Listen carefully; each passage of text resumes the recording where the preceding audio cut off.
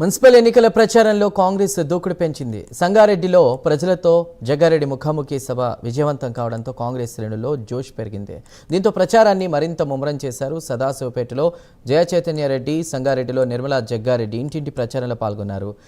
TGIIC chairperson Nirmala Jaggareddy Congress అభ్యర్థుల తరపున పట్టణంలోని 11, 31, 32, 33, 6వ వార్డుల్లో ఇంటింటి ప్రచారాన్ని నిర్వహించారు. కాంగ్రెస్ అభ్యర్థులను గెలిపిస్తే ప్రతి వార్డు 8 కోట్ల రూపాయలతో అభివృద్ధి చేయడంతో పాటు వార్డులో ఇల్లు లేని పేదలకు ఇంటి స్థలాలు ఇప్పిస్తామన్నారు. మరో పక్క సదాశివపేట మున్సిపాలిటీలో జయచైతన్యరెడ్డి ఇంటింటి ప్రచారం చేశారు. ఇచ్చిన మాట మీద నిలబడే వ్యక్తి జగ్గారెడ్డి అని, ఆయన మాట ఇస్తే చేసి తీరుతారని అన్నారు.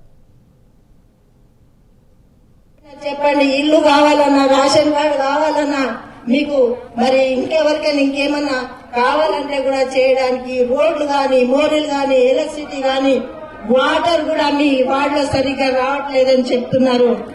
జగ్గారెడ్డి గారు మాంజిరా పైప్ లైన్ మీ ఇంటింటికి గల్లీ గల్లీలో వేయడానికి మరి చెప్పడం జరిగింది.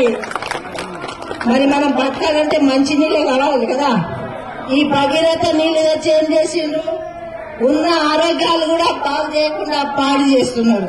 భగీరథ మురికి నీళ్లు వస్తున్నాయి, దాన్ని శుద్ధి చేసే కర్మాగారాలు కూడా లేకుండా పోయినాయి. మాంజిరామని పక్కనే ఉంది, మన నెత్తిగానే మాంజిరా పెట్టుకొని నీళ్లు తాగలేము.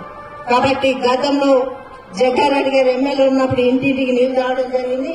అప్పుడు చేసిన పైపులు ఇంకా పెరిగినాయి, వాటి సరిపోవట్లేదు. కొత్త లైన్ వేపించి మీ అందరు కూడా మంచినీళ్లు కార్యక్రమం తప్పకుండా మీ ముందుకు వస్తుంది. అది మీ చేతిలోనే ఉంది.